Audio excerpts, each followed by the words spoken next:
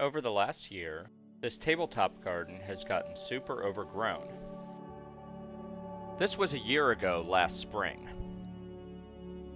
And now a lot of the rosettes have grown out and are showing long exposed stems. So we're going to prune it back and propagate the cuttings to get it all cleaned up.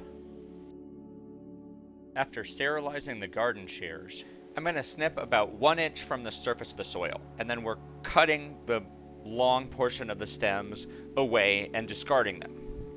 Dipping in cinnamon will prevent fungal pathogens from getting in the stem. See the little baby plants on the stem?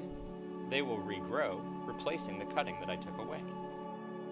And the cutting will regrow new roots, so every time we behead a plant, we get a new plant for free. Removing dried leaves eliminates a potential nesting site for pests. These forceps are an awesome tool for cleaning up dried leaves, and they're one of my favorite tools. Pruning back this tall jade plant will allow us to multiply it.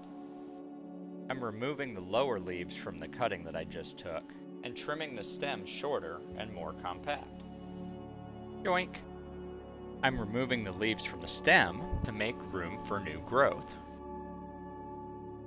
After several weeks, new leaves will emerge from each of the nodes. This peperomia has gotten way too tall. I'm trimming off the flowers to conserve the plant's energy. You need to save your energy for new, strong, healthy roots. I'm going to take another jade cutting here. Boop, boop, boop, boop. Yoink! You're a nice rock. I like you. Zip, zip, zip. Zip, zip, zip. Let's put down a layer of this. I fertilize my succulents with it once a year in the spring. It works for 6 months. It's a good product. I like it. After the fertilizer, we'll put down a layer of soil.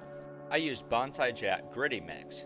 It's a rocky, fast-draining soil, so it mimics the type of soil that succulents grow in nature. It's really one of the best succulent soil mixes available on the market, and they should consider being a sponsor. The plan here is to go through and take cuttings of all of the large plants out of this arrangement in order to propagate them. If it seems like I'm going a little crazy with the decapitations, just remember, every cutting that I take is going to form new roots and turn into a whole new plant. I'm almost ready to replant the cuttings. But first, I'm going to lay down some more of this slow-release succulent fertilizer and put more Bonsai Jack soil on top. Psst! Bonsai Jack, you should sponsor me. I'm removing the dried leaves from the stems. And then we're just going to tuck the cuttings down into the loose, dry soil. You may have noticed that this indoor garden is growing out of a large boulder. I hollowed out the interior of the boulder in order to make space for the plants to grow. And the tabletop that they're set in houses a full spectrum grow light so the plants can receive all the light they need indoors.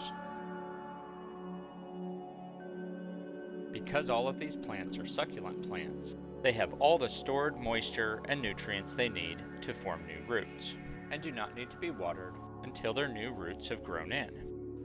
The soil should be left dry for at least 2 weeks after the cuttings have been replanted. During this time, it's very normal for the leaves to become extremely wrinkled as the plant redirects its nutrients, moisture, and energy into forming new roots. Note the difference between the wrinkled leaves on the cutting and these plump, firm leaves that grew out of the stump. Once new roots begin to form, we'll use a spray bottle to dampen the surface of the soil to encourage those new baby roots. I really like these golden sedums, so I beheaded all of them to propagate a bunch of new plants. I placed the cuttings all around the arrangement.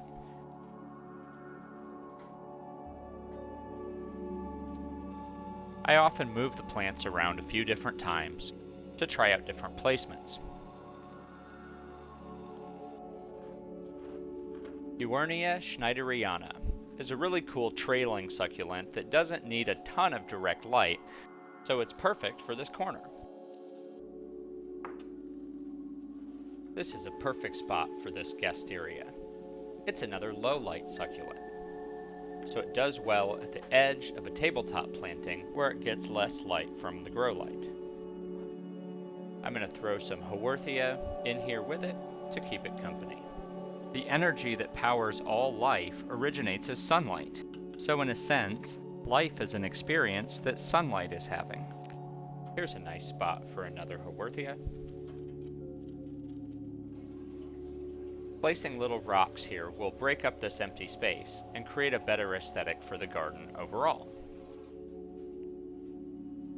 And here's how it looked when it was all finished. But that was 3 months ago. And many of the plants that we pruned have almost completely regrown.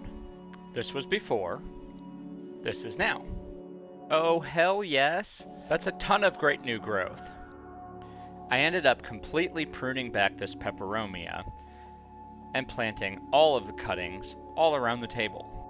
I put one over here, I put several right here, and I put a few in between. See all the new growth on this jade? And here's the other paddle plant and the cutting that I took from it. And these golden sedums are starting to grow back. But there's something missing. If you found this video enjoyable, I hope you give it a thumbs up and consider becoming a subscriber. Links to the products I use are in the description. You can learn more about my custom creations at plantsinrocks.com.